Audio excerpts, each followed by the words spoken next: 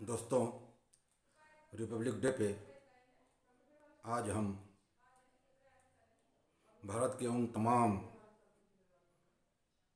प्रसिद्ध एवं गुमनाम शहीदों को उनकी शहादत के लिए सत सत नमन करते हैं। दोस्तों, आज वर्तमान समय में हमारी कुछ छोटी से छोटी आवश्यकताओं की पूर्ति नहीं हो पाती है या हल्के से हमारे मानवाधिकार का कहीं से थोड़ा सा उल्लंघन होता है तो हम लोग या हमारे देश के जनता अपनी मांगों को पूरा करने के लिए धरना प्रदर्शन, जुलूस एवं तमाम प्रकार के अपने अधिकारों का प्रयोग करती है और अपनी उन तमाम छोटी छोटी सी मांगों को पूरा करवा लेती है। जरा ये सोचिए, 1947 से पहले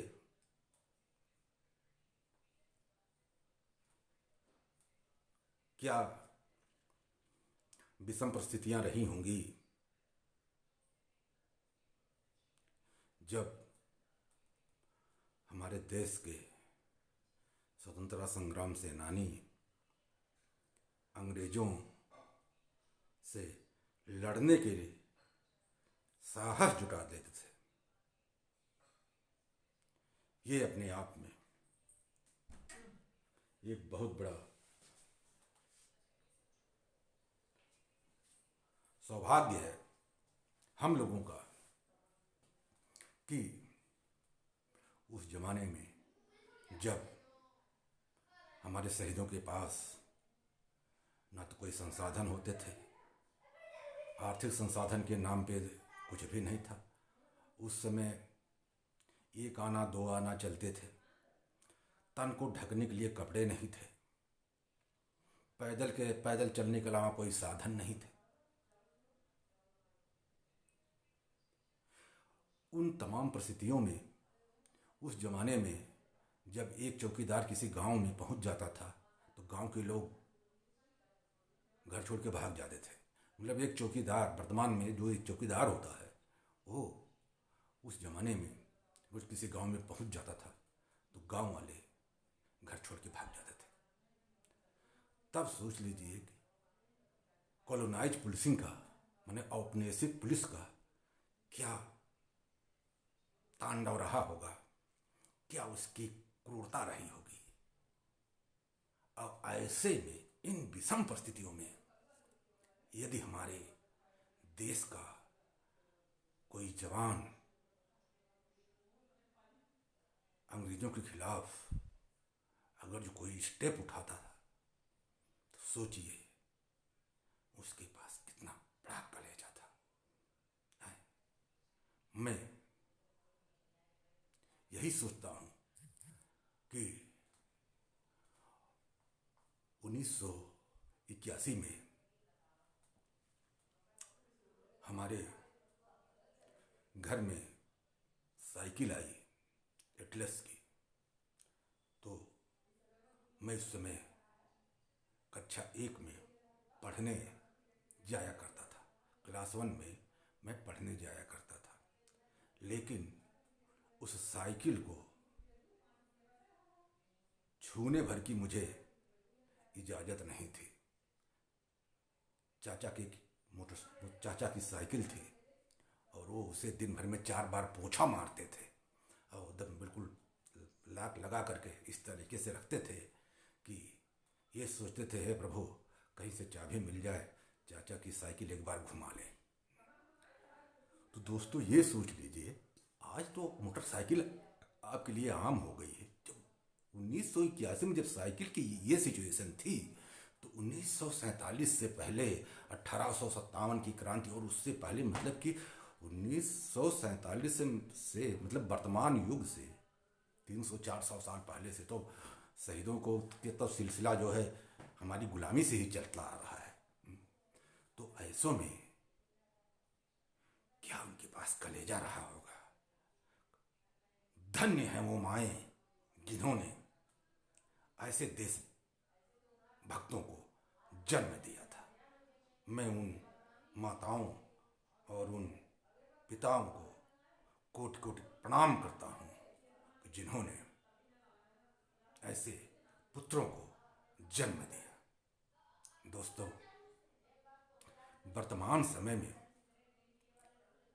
आज भी आप महसूस किए होंगे, आप हर जगह जाने को तैयार हो जाते हैं, लेकिन छोटी सी बात के लिए आप आज भी थाने जाने के लिए कतराते हैं, सोचते हैं यार क्या जाएंगे।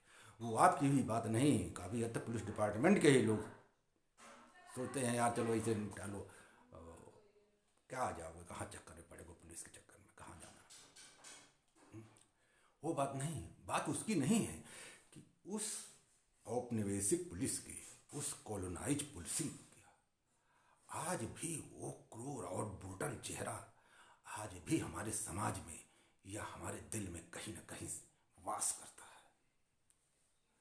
इसके लिए मैं अपने डिपार्टमेंट में समस्त कर्मचारी और अधिकारीगण, स्पेशली जो सब इंस्पेक्टर रैंक तक के हैं, चूँकि उनके ऊपर, उससे ऊपर के लिए हम कुछ नहीं कर सकते हैं, कुछ कोई भी सजेशन या सुझाव अपने रैंक तक ही दिया जा सकता है, अपने रैंक के सबॉर्डिनेट तक दिया जा सकता है। तो मैं ये उम्मीद करता हूँ अपने देश के कांस्टेबल, हेड कांस्टेबल, एससीपी और सब इंस्पेक्टर से कि दोस्तों, हमारे कर्तव्य के दौरान हमसे कोई ऐसा काम ना होने पावे कि जिससे पब्लिक की नज़र में हम औपनिवेशिक पुलिस का चेहरा प्रस्तुत कर पाए। ऐसा नहीं होना चाहिए। औपनिवेशिक पुलिस की झलक हम में और आप में बिल्कुल नहीं होनी चाहिए। हमें एक इंडीड और फ्रेंडशिप पुलिस का रोल अदा करना है। क्राइम में सजा देने का काम अभियोजन का है, कोर्ट का है। हमें अपना एक मित्र पुलिस का जो है व्यवहार अदा करना है। दोस्तों, अगर जो हम अपने आप को अपने कर्तव्य के माध्यम से देश की सेवा करते रहेंगे, यही हमारे उन तमाम गुमनाम एवं सुप्रसिद्ध स्वतंत्रता संग्राम सेनानियों या शहीदों की एक इमोर्टल ट्रिब्यूट या आध्यात्मिक श्रद्धांजलि होगी। थैंक्स दोस्तों। और हम ये कसम खाते हैं, हम ये प्रण लेते हैं कि कर्तव्य के दौरान अनलीगल रूप से हमारे द्वारा किसी को कोई क्षति नहीं पहुंचेगी और हम अपना वर्क कानून और संविधान के दायरे में रहते हुए अपने सिस्टम पुलिस डिपार्टमेंट के गौरव को ध्यान में रखते हुए लीगल वे में अपने कर्तव्य का अंजाम देंगे। थैंक यू दोस्तों। Lot of solute.